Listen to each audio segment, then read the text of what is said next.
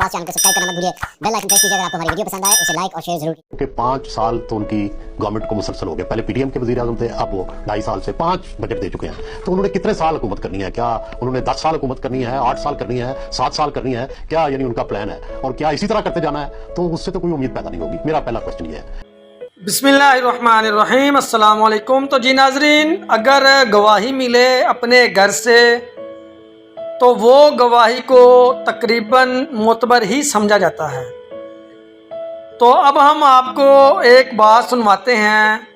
नून league की हुकूमत बुरी तरह से नाकाम हो चुकी है। ये किसने कहा है?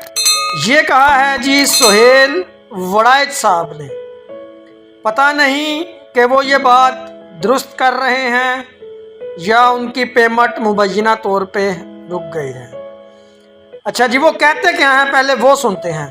वो कहते हैं जी नून लीग की हुकूमत बुरी तरह से नाकाम हो चुकी है। नून लीग 5 साल से हुकूमत कर रही है, मज़ीद इनको कितने साल हुकूमत और चाहिए? फिर मैं आपको बताता चलूँ कि ये कहना है सुहेल वड़ाइच साहब का, ना तो इनका टिल्ट पीटीआई की तरफ है और ना ही दूसरी जमातों की तरफ। अच्छा जी, वो कहते हैं जी चापलूसी पर हुकूमतें नहीं की जाती।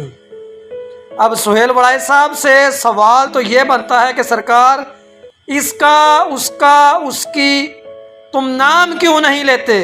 खुल के बताओ कि किसकी चापलूसी कर रहे हैं। अच्छा जी, फिर वो कहते हैं कि कारकर्दगी सिफर है।